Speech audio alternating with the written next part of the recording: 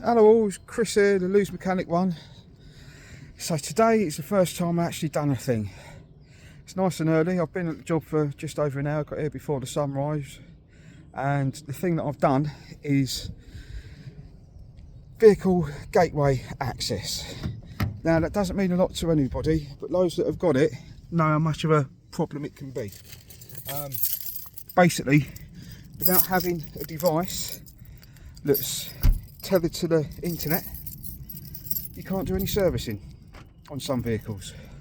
So what I struggled with was 72 plate Golf Mark 7, is it?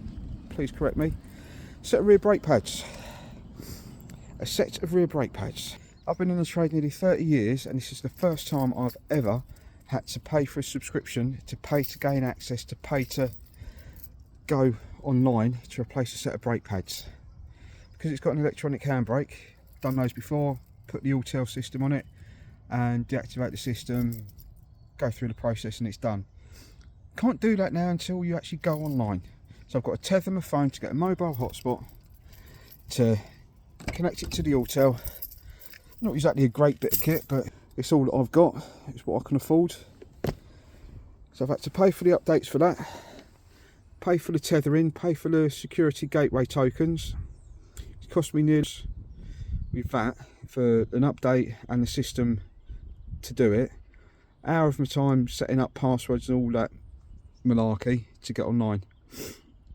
So that is the most expensive set of brake pads that I've ever done.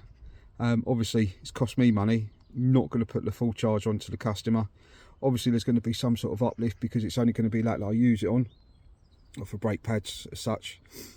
So set of brake pads that excuse me, normally only charge 40 quid to fit, now going to have to charge 70 quid to try and claw back some of the money that I've invested to be able to do a set of brake pads, because the powers that be say that you've got to go online and register a set of brake pads, or register to be able to do it.